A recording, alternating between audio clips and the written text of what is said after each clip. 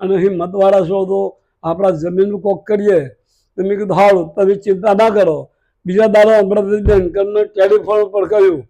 એ વખત ચંપકલાલ પોગળુવાળા મોટોરો બહુ તબાપ્રોથી ભોખડિયા. એ વખત મેં કીધું તમે ભોખડિયા આવી જાઓ. એટલે કે મારું શું કામ છે? મેં જમીન માટે દેવીલાલને ના પાડી છે, એટલે એ જમીનના પૈસા નથી, એટલે આપણે રાખવી નથી. મેં કીધું બધું છોડી દો, પણ તમે 8:30 વાગે ચંપકલાલની દુકાને આવી જાઓ. એવું મેં ફોર્સ પાડ્યો, વજન દીધો. એટલે બીજા દાડે રીકી લઈ અને ચંપકલાલની દુકાને આવ્યા. બે પાણી પીધું, પછી એકબીજાને ચર્ચા કરી. મેં કીધું આપણે જમીન લઈ લીધી નથી, પણ આપણે જમીન જોવા તો જઈએ ને, જમીન તો જોવી પડે. જો આપણે પૈસા આપી દીધા છે, આવું બધું એમને સમજાયું. હા કી ચાલો અમે જમીન જોવા જાય. અત્યારે હાલ છે વાડીની વાત કરું છું. તો એ વખત ફૂવો નાખેલા હતા અને ફરતા વાડી બંધુ હતું. પછી મારા પેલો ઈશ્વરે એ અમૃતભાઈના આરાધનામાં એવું બેઠું, શેઠ જમીન તો રાખવા જેવી છે. એટલે મને આમ થોડુંક આનંદ વધ્યો.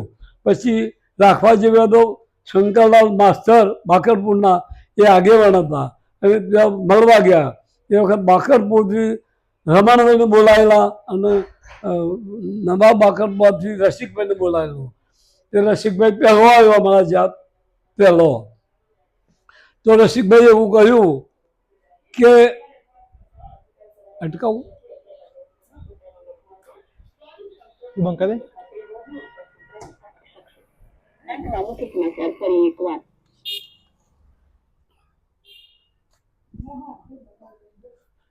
હા બોલો બોલો. જો રસિકભાઈ પહેલા આવ્યા અને કહ્યું એમને કે ભક્તિ છે ના બાદ ચડ્યો તો ભૂઈ નહીં પડો. આવડી મોટી જમીન આપણા પૈસા કયો છું અને વગડામાં કોઈ વાડે થતી હશે એવું કહી એ જતા રહ્યા. પછી સેવક આવ્યા. સેવકે કહ્યું કે શેઠ આ જમીન 24 કલાકે રહેવાની નથી, અને તમે હિંમતવાળા છો, કોક કરો એવા છો. આ જમીન માટે કોક કરો, મને ખૂબ લાગણી છે અને હું તમારા હાથમાં આ બધી આવ્યું છે, તો તમે કોક કર્યો એવી મને આશા છે. પછી અમે તરત એથી અને 12 કલાકનું 24 કલાકની વાત થઈ. એટલે મેં કીધું અમુક ઓનું વિલું મૂકે, આ જમીન આપણી જોડે આવે નહીં. એટલે અમે બેંકરને બે રેલવે સ્ટેશન શંકર ભગવાનના મંદિરમાં બેઠા અને મેં બધા મારા મિત્રો મારા સાથીદારોને ટેલિફોન કરીને કહ્યું કે ભાઈ તમારા ઘરમાં જેટલા પૈસા હાલ પડ્યા હોય એ લઈને આવી જાઓ. ને 15 જણા બધા આવી ગયા પૈસા લઈને. જે એટલે 50,000 રૂપિયા આપ્યા આવ્યા. અને બેંકર ઉઠ બેસ કર્યું, પણ એમને પકડીને ખુરશી દેવાનો જવાય છે એમ કરીને જવા ના દેતો અને એ હારી રાખ્યા. એટલામાં બધા આવ્યા. જમીનની વાતો ચીતો થઈ. પછી મને એમ સમજ્યું કે બધી વાતો તો પૂરી થઈ, પણ જમીન માલિકને તો આપણે બોલાવવું પડે. મેં દેવીલાલને ટેલિફોન કર્યો. દેવીલાલ મારા ભાઈબંધને લઈને આવી જાઓ તમે. દેવીલાલ એમના ભાઈબંધને ટેલિફોન કર્યો અને ટેલિફોન કરી અને એ ગઈ અને બંને હાથી આવ્યા. આવીને બેઠા. પૂછ્યું બોલો ભાઈ તમારા જમીન કેટલા વીઘા છે? એટલે એમને કહ્યું 16 વીઘા જમીન છે. બોલો શું લેવાનું છે? એટલે કે એ જમીન માલિક કહે કે જો સમાજને જોઈતી હોય તો સમાજ માટે 1,60,000 અને વ્યક્તિને જોઈતું હોય તો 1,70,000 લેવાના છે. મેં કીધું ભાઈ સમાજ માટે જ આ અમે વળખો કરીએ છીએ. એટલે બધાએ એવું કહ્યું અરે આ પૈસા નથી ચોટરી, આ 50,000 જ રૂપિયા તો આવ્યા છે. પણ મેં કીધું તમે ચિંતા ના કરો, મારા 11 વીઘા જમીન મારી ગીરો મૂકવાની છે અને એ જમીન ગીરો મૂકી અને આ જમીન સમાજ માટે રાખવાની છે. કોઈ મતભેદ કરતા નહીં. મહેરબાની કરીને ભગવાન બધું હવ હારો ન કરે, ઈશ્વર અને માતાજી આપણને મદદ કરે. જેથી કરીને અત્યારે તમે પૈસા ક્યાંથી લાવે વિચારો બંધ કરી દો, સિલપ રાખવાના વિચારો પર જાય ગયો.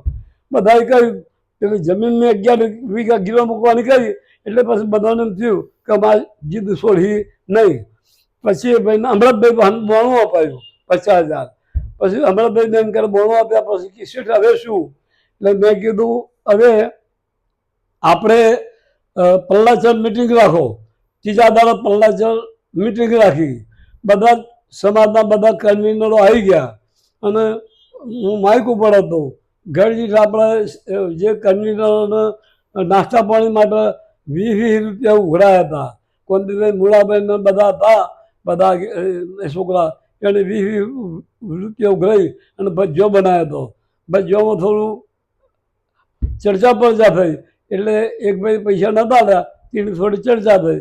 મેં કીધું ભાઈ, હું પેલા માઇક ઉપરથી આવી કહ્યું, દે બધા ભજ્યો ના આપો, ભલે ને આપી ના જુઓ, આપણું ભાઈ છે, આપણા ભેગો છે, આપણે એને પેલું ના થવું જોઈએ. આ તમારી ભૂલ છે, આવી ભૂલ ના કરે કદી, એને બે ભજ્યો વધારે આપો. એ તો આપણે કયો કાઢ્યું છે આ બધું. એટલે એ ઝઘડો પદ્ધતિ કર્યું. પછી માઇક ઉપર કહ્યું કે ભાઈ, આ તમારે બધાને એટલા માટે બોલાવે છે કે આપણા જમીન 16 વીઘા રાખી છે અને ₹1,60,000 એની કિંમત કરી છે. અને એ પૈસા માટે આપણે, મેં વખરા તો મારા નથી, પણ ઘર દીઠ ₹1,000 ઉઘરાઈએ, જેથી કરીને એના પૈસા પૂરા થાય. બધા જ કન્વીનરો સંમત થઈ ગયા અને પોતાના ગામમાંથી ઘર દીઠ ₹1,000 લાવી અને એ પૈસા હમણાં બેંકરને આપ્યા અને બેંકરે પૈસા આપ્યા. હવે એમાં થોડું એવું બન્યું કે ₹2,00,000 જેવું બાકી રહેતું હતું. પછી બેંકર મને કહ્યું, હું ભગવાનભાઈ પુંજાભાઈ માતાદાર બે હતા, અને કહ્યું કે શેઠમાં ₹2,00,000 શું કરવાનું. એ વખત મેં કહ્યું કે તમે ચિંતા ના કરો, શાને જોઈશું, એટલે કે કાલે જ જોઈશે આટલો તો. એ વખત કેશાભાઈ શિવાભાઈ પલ્લા જેવા શિક્ષણમાંથી નિવૃત્ત થયેલા હતા માસ્ટરવાણી, અને એમને પાસે પૈસા આપ્યા હતા. એમને મેં વાત કરી તો એમને કહ્યું કે ₹2,00,000 આપું, મારે વ્યાજ લેવું નથી, પણ પૈસા ક્યારે આપશો. એટલે એ કહ્યું કે 2 મહિના તમારે જપવું પડે. કારણ કે કશો હતો નહીં. એને ₹2,00,000 આપ્યા. અમૃતભાઈને અમને ₹2,00,000 આપી દીધા. એટલે આખો બોજો હતો સમાજનો, પેલા પૈસાનો, એ બધો અળવો થઈ ગયો અને ધીરે ધીરે આવક ચાલુ થઈ. એ જમીન આપણે ઉધેરી આપતા, ઉધેરી એટલા માટે આપતા પડી રહેતી, જે ઉધેરવાની પૈસા આવે એ પેલા જે પૈસા લાવ્યા હતા લોકોને આપણે દેવું પૂરું કરી દેતા. પછી 10-15 વર્ષ હું એકલો એવો વિચાર કરું કે અમે વિકાસ કરવાનો, વિકાસનું રાખો, પણ એવો કોઈ વિકાસ કરી શકાય એવો માણસ આપણી જોડે કે સમાજમાં હતો નહીં. ત્યાર પછી બાબુ BS પટેલ એમને મારા સંબંધ તરીકે કે મિત્રતા તરીકે એ મને ગુરુ જેવું માનતા હતા. શેઠ, આપણા આ જમીનનો અમે કંઈક આપણા વિકાસના આગળ લઈ જઈએ, વિકાસ કરીને. તો અમે દર વર્ષે મિટિંગ બોલાવીએ અને એમાં બધા આવે તે ઉધેર નક્કી કરે. વાકર પૂરવા રસિકભાઈ જ રાખે, બીજો કોઈ રાખતો નહીં, કારણ કે અમને નજીક પડે. એટલે એ ભાઈ 45,000 સુધી રાખતા. પછી છેલ્લા અમે મળ્યા, તમે કીધું હવે તો આ વખત આપણે જમીન ઉધેરા પણ બંધ કરી દેવડાવું, અને જો તમે મદદ કરતા હોય, તમે પ્રમુખ બનતા હોય અને આ કાર્યભાર સંભાળતા હોય, એની હિંમત કરતા હોય, તો આપણે આ જમીન આ વર્ષે ઉધેરા આપવાનું બંધ કરીએ કે ચાલો આપણે તૈયાર છીએ. એમ કરીને એમને હંતાઈ રાખ્યા હતા. અને સભે અમારા મિટિંગ મળી. એ મિટિંગમાં બધાએ નક્કી કરી દીધું મારા સિવાય કે ₹45,000 નક્કી કરી દીધા. રસિકભાઈને આપવાનું નક્કી થયું. એ વખત બેંકર આચાર્ય વરવાળા એમના એ માઇક ઉપર વાતો કરતા હતા. અને પછી મેં હતું ને, મેં કીધું હવે એ વાત તમે છોડી દો. એમના પાસે માઇક લઈ અને એવું કહ્યું કે આ તમારો સોદો જે 45,000નો છે એ ખોટો છે. હવે પછી આ જમીનનો વિકાસ કરવાનો છે. આજની સભામાં યાદ તમારો ઠરાવ જે કર્યો છે એ હું વખોડી કાઢું છું. એટલે હવે પછી વિકાસ જ કરવાનો છે. એટલે બધા વેરાઈ ગયા. પછી બાબુભાઈને અમારા બોલાવી મિટિંગ બી માલકુંડેશ્વરમાં થયું. ત્યાં હતા બધા કન્વીનરો આવ્યા. બધાને કીધું ભાઈ આજે એક જ વાત ઉપર બોલાવે છે તમારા. અને મેં બાબુભાઈને હંતાર રાખેલા, ખોળગી દે હારેલા હતા. પછી મેં કીધું બોલો, આપણા જમીનનો વિકાસ કરવો છે કે ઉધારે આપવા રાખવી છે કાયમ. એટલે કે નાના તે પેલા ઈશ્વરભાઈ બેંકર ઊભા થયા, પછી રમણલાલ બાકરપુર વાળા ઊભા થયા. એમ બધા દરેક ગામના બધા જ કન્વીનરો એક આગેવાન ઊભા થઈ અને કહી દીધું કે જમીનનો વિકાસ કરવો છે. એટલે એ વખત બાબુભાઈને બોલાયા. બાબુભાઈને કહ્યું કે આ બધા સંમત થઈ ગયા છે. એટલે બાબુભાઈએ તૈયાર થઈ ગયા. એ ગાંધીનગર રહેતા હતા. એ તો ગાંધીનગર પછી અમૃત બેંકર ને આચાર્ય ને 3-4 જણાને મેં બોલાવેલા ને પૂછેલો નહીં એટલે એ ગિરનાયા પછી જ્યાં ગાંધીનગર ભાઈ એમના પહાણ બીએસ કહ્યું બોલો એટલે કે આ થોડું મતભેદ પડે છે આપણે સમાધાન કરીએ એટલે પેલો જમીન મેં ના પાડીને અને આપી હતી એના મતભેદ પડ્યા હતા એટલે મતભેદનું સમાધાન કરવા આવ્યા છીએ એટલે પછી કે ત્યાં શેઠરી કેમ લાવ્યા નથી એટલે કે મેં બોલાયા નથી તો પછી એમને ગાડી મોકલી મને અને અમીન પરાળ ઈશ્વરભાઈને અમે 3-4 જણા બાકી હતા એ ગાડી એને મને તો લઈ ગઈ અમે 17 જણા ત્યો બીએસના ઘરે ભેગા થયા ત્યાં તો એવો નિર્ણય લાવ્યો કે બીએસનું પ્રમુખ બની દેવા એવું બધાના વચ્ચે મેં કહ્યું એટલે બધા કે મારા હાથો છે તમે બની દેહો મેં કીધું મારા હાથો છે આપણા હાથો છે બધાના હાથો છે શા માટે નહીં બનાવવો જોઈએ વિકાસની લાગણી છે એમને અને વિકાસ કરી શકે એવા છે તો આપણે એવા માણસ આગળ નહીં કરીએ તો તમે કરો તો બીજાનો પ્રમુખ બોલો કોણ થાય એવો છે પ્રમુખ પછી કોઈ કશે બોલ્યા નહીં પછી બીજા દાડે મિટિંગ હતી જનરલ એ જનરલ મિટિંગમાં ગોપાલભાઈ રસુલપુરવાળા અને ઈશ્વરભાઈ બાકરપુરવાળા એમને મેં નક્કી કરી રાખ્યા હતા કે મિટિંગ પહેલાં જ તમારા પ્રમુખની દરખાસ્ત મૂકી દેવાની અને ગોપાલદાસનું કહ્યું તમારે ટેકો આપી દેવાનો ઈશ્વરભાઈ દરખાસ્ત મૂકી ગોપાલભાઈ ટેકો આપી દીધો બીએસનો પ્રમુખ બનાવ્યા એટલાથી વિકાસ ચાલુ કરવાની એમની જે લાગણી હતી એ પૂરી થઈ અને પછી એમને સમૂહ લગ્નમાં પૈસા બચાવવાની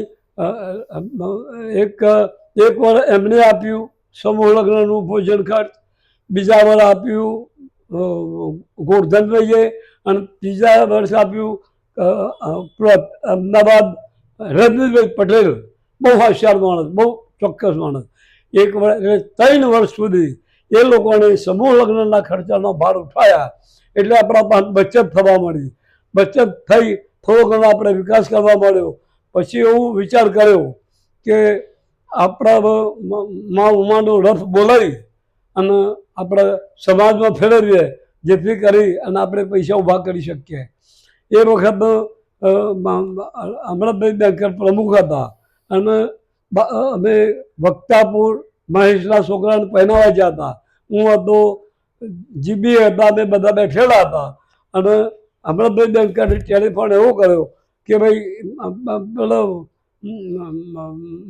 વિનાનો રથ લાવવાનો નથી ઉતાર કરવાનો નથી અમે કહી દીધું હાલ હેડો જોઈએ છે તો પણ અમે નક્કી કરી દીધું કે ઉમિયાનો રથ લાવવો ઉમિયાનો રથ લાવવા માટે નક્કી થઈ ગયું પલ્લાચર ગામમાંથી એવું નક્કી કર્યું એ પછી પલ્લાચરમાં યુવાને મિટિંગ બોલાવી અને એ મિટિંગમાં નક્કી કર્યું કે જો તો આપણે લેવા જવાનું આપણે ઊંઝાવાથી જતા હું થોડોક નારાજ હતો મને થોડું એવું દેખાતું હતું કે આ થોડુંક તો પછી મહેન્દ્રભાઈ આવ્યો એની ગાડીમાં મને લઈ ગયો તમારા આગળ ના ચાલે તમારે તો ફરજિયાત મોડીસન આપવું પડે એવું બોલી અને એની ગાડીમાં મને ઊંઝા લઈ ગયો ઊંઝા અમે એ જમતા હતા અમે ગયા પછી બધા જમી રહ્યા પછી એક રૂમમાં અમે મિટિંગ બેઠી અને એ મિટિંગમાં જતા મારો પગ લથડ્યો એટલે મને વેન પડ્યું કે થોડુંક વિઘન આવે એટલે મેં કહ્યું કે ભાઈ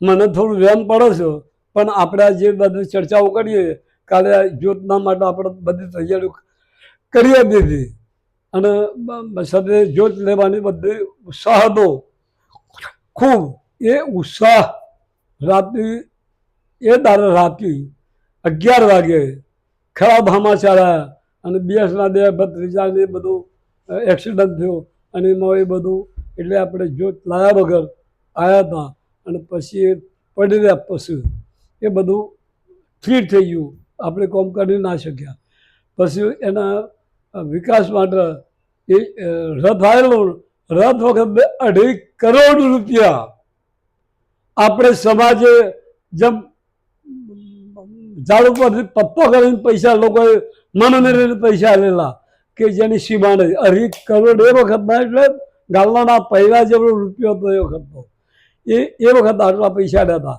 અને એમાંથી પછી આપણે ગોધનભાઈને ફેર પાછું સ્થાપના માટે એમને બધું સુકાન સોંપ્યું અને મંદિર બનાવવાનું દિવસના હાથે બધું મંદિર બધું બની ગયું અને પછી પ્રાણ પ્રતિષ્ઠા મોટા પાયે થઈ ગઈ. અને એ વખત સ્ટેજ ઉપર મહેશ હતો. મહેશ ખૂબ આનંદભેર લોકોના દિલ હરી લેતો અને લોકોનો ઉત્સાહ અને ઉમંગ વધારતો. બોલવાની સ્પીચ એની સારી હતી અને લોકોનો વિશ્વાસ હતો અને વાહ વાહ કરી અને લોકોની એટલી બધી મોટી બતાવી સમાજની કહેવાનું. એના કારણે લોકોએ રૂપિયાના ઢગલા કરી નાખ્યા, ઘણા પૈસા ઊભા થઈ ગયા.